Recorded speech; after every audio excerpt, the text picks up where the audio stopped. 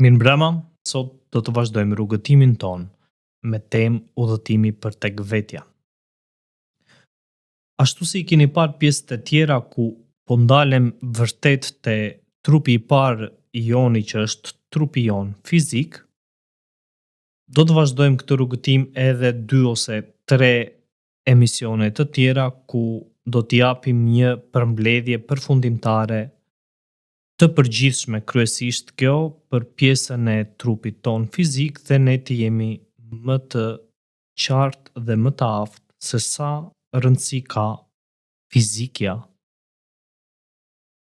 në botën metafizike, por edhe anasjelltas. Sot do të flasim pak për një mbrojtje të aspektit ton të trupit fizik I cili e përdor këtë lloj mbrojtje me anë të inteligjencës së tij dhe nuk është I kontrolluar nga ne. Ne mund të kontribuojmë tek kjo inteligjencë mbrojtjeje me gjërat e vogla në jetën tonë të përditshme dhe jetën tonë të vogël.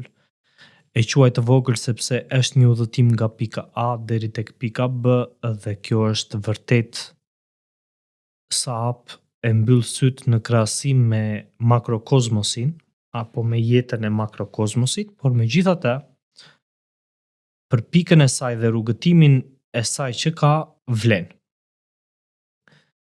Kjo inteligjencë që ne na mbron njihet ndryshe si sistemi imunitar. Ky sistem është një mekanizëm mbrojtës ndaj viruseve, bakterjeve dhe ndaj vetes tonë, por gjithashtu është dhe një mekanizëm vrasës ku ai përdor vrasjen për të eliminuar këto bakterie që ne na dëmtojnë.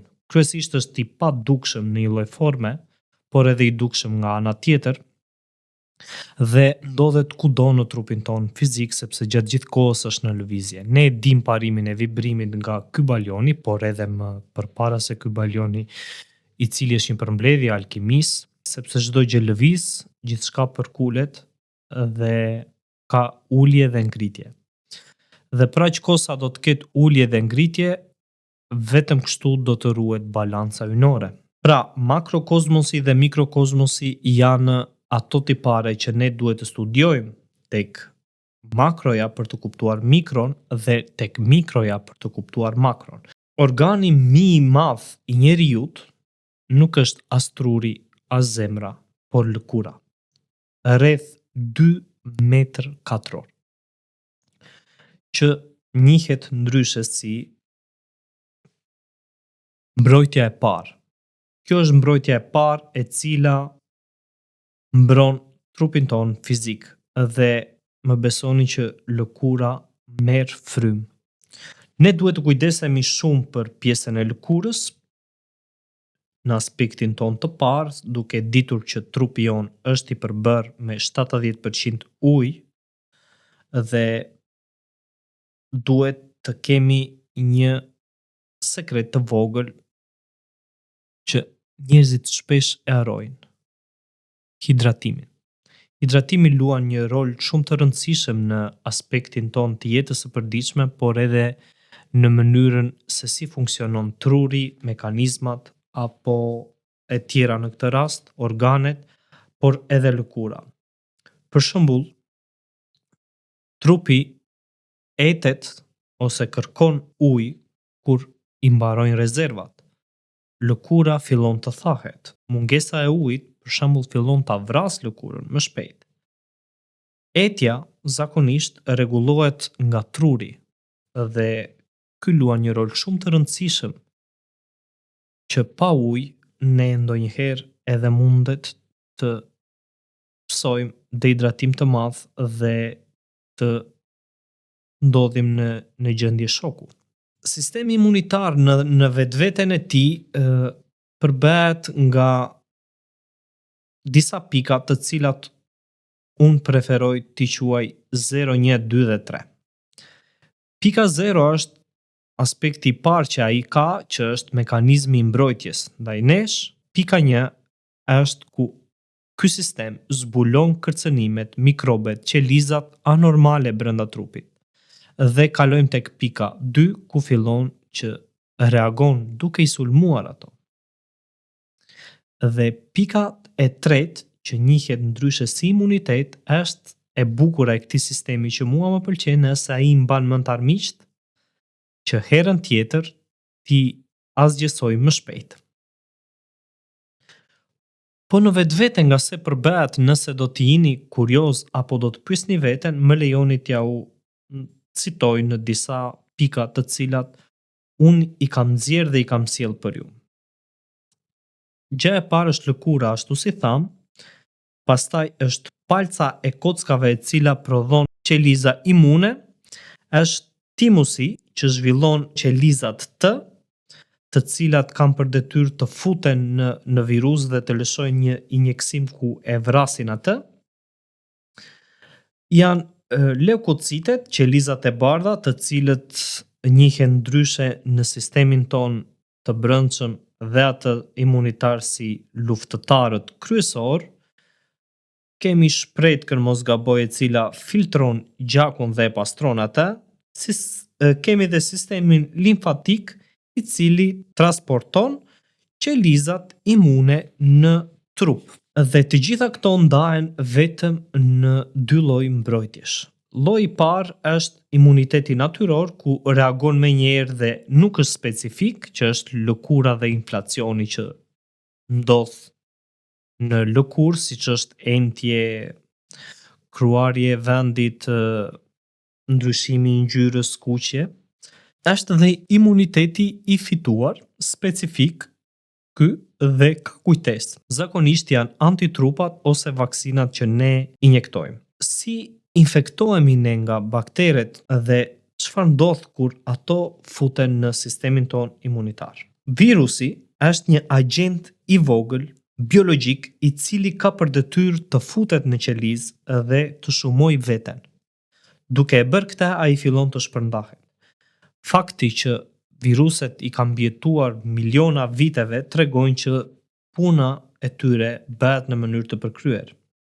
Ndërsa qeliza për ne është njësia bazë e jetës dhe çfarë ndodh kur ky virus futet? Ai fillon të shumëfishojë veten dhe të fillojë të përhapet. Mirëpo qelizat mbrojtëse që ka trupi e njohin atë si një trup të huaj. Dhe këtu nis lufta ose inflamacioni që njihet ndryshe betejë midis virusit dhe bakterit, virusit dhe sistemit imunitar. Atje ne psojmë entje të një strukture nëse jemi dëmtuar, skuqet atij vendi, temperaturë të vjella, marrje mendsh apo gjëra të kësaj natyre, ku në të vërtetë po ndodh një betejë e ashpër brenda vetes tonë, ku luftojnë të dy të kundërtat që i duhen sistemit ton. Megjithatë, nuk duhet të dominojë njëra më shumë se tjetra. Prap dalim këtu në ezoterizëm, në simbolin ezoterik i cili njihet ndryshe si Caduceusi, që është balanca. Balanca është rojtari i ynores nga kaosi. Pse e them këtë? Sepse çdo gjë nëse evoluon ose ecën shumë në një aspekt, për shembull, nëse ne vetëm përmirësohemi, fillon të prishet balanca, por nëse ne vetëm dëmtohemi, fillon të prishet balanca. Pra është një rregull, një e mesmeardhë midis të dyja këtyre për të mbajtur balancën midis kaosit dhe rregullit, midis strukturës dhe jo strukturës, midis shëndetit dhe sëmundjes. Dhe ky inflacion është ajo që i nevojitet trupit. Brenda, kur inflacioni ndodh, qelizat fillojnë të sulmojnë dhe neutrofilet fillojnë të hanë bakterit, limfocitet T që dalin nga palca e kockave shkatrojnë qelizat e infektuara dhe limfocitet B prodhojnë antitrupa që lidhen me virusin dhe e eliminojnë. Kur lufta mbaron dhe ne pas 2-3-4 ditësh qetësohemi nga një grip i caktuar, atje fillon krijohen qelizat kujtesë ku ato memorizojnë këtë dhe e kanë më të thjeshtë për të vazhduar për më shumë. Çfarë ne duhet të bëjmë që ta mbrojmë këtë lloj sistemi? Sistemi imunitar është shumë i rëndësishëm dhe ne duhet të punojmë për ta. Një gjë që shpesh njerëzit harrojnë ta bëjnë është që të kujdesen për veten e tyre. Dhe rruga më e mirë të kujdesesh nuk do të thotë të mos kesh mikrobe, sepse njerëzit që kanë më pak mikrobe janë ata që sëmuren më shpejt. Pse sëmuren më shpejt? Sepse trupi i tyre, sistemi i tyre imunitar nuk ka shembuj ku të bazohet në antitrupa. Është fiks si me një eksperiencë jetësore. Ti shkon ditën e parë në palestër dhe i ke muskujt e dobët dhe nëse nuk stërvitesh, nuk mundesh dot ta forcosh atë lloj sistemi muskular. E njëjta gjë ndodh edhe me sistemin imunitar. Nëse ti nuk përkujdesesh, mos prit që ai të jetë shumë i fortë.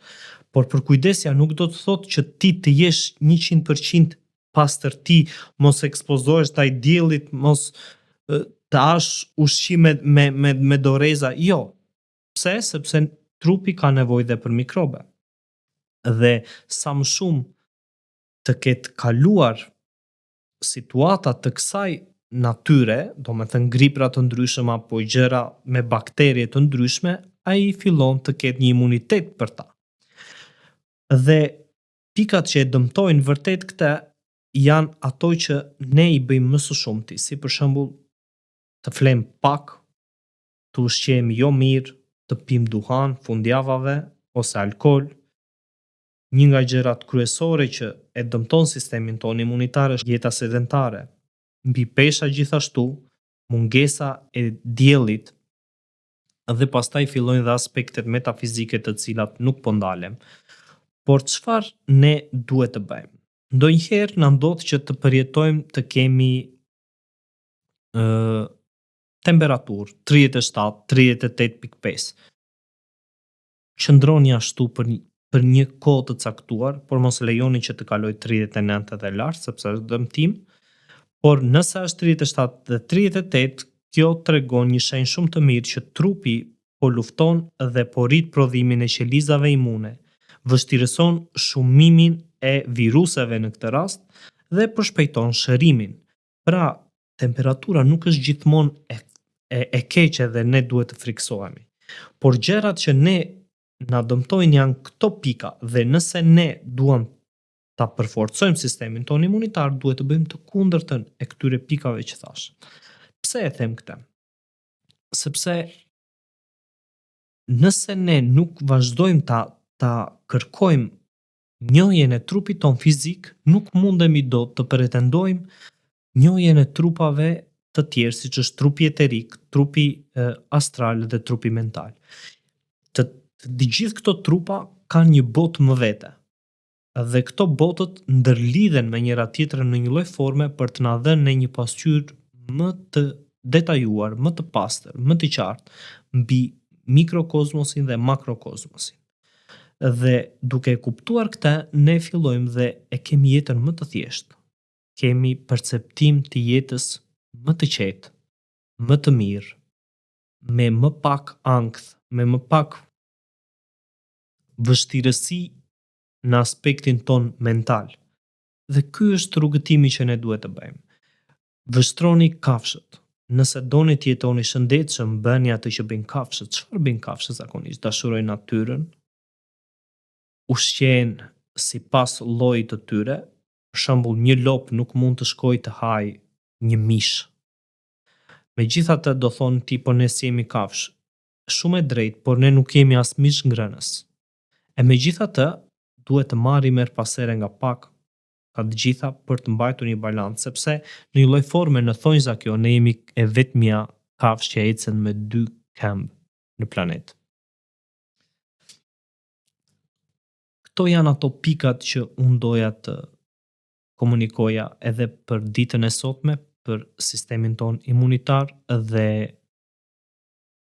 dua që ju vërtet të merrni dhe të studioni dhe të lexoni, por dhe të kërkoni dhe të bëni kërkimet tuaja për trupin tuaj fizik, sepse problemi fillon nga ajo që ju shihni çdo ditë. Dhe duke analizuar atë që shihni, do të kuptoni ato që nuk i shihni. Dhe kështu fillon rruga e hyrjes në botën e ezoterizmit dhe kuptimi pastaj fillon të rritet përtej trupit fizik deri sa kalon në të gjitha trupat dhe manifestohet në trupin ton mental dhe pastaj atje merret kuptimi, sepse në fillim thuhet në Bibël ishte logosi, ishte fjala, arsyeja, që do të thotë se e vetmja gjë utopike, reale dhe e vërtet është mendimi. Nuk ka asgjë tjetër përveç këtij. Unë jam Odisea Gora, studiues ezoterizmi dhe faleminderit që ndoqët dhe këtë seri sot. Do të shihemi në videot në vijim, mos harroni të bëni subscribe në channelin ton në Okult dhe të më ndiqni në faqen time ezoterizëm. Ju përshëndes dhe ju uroj një natë të mirë. Tung.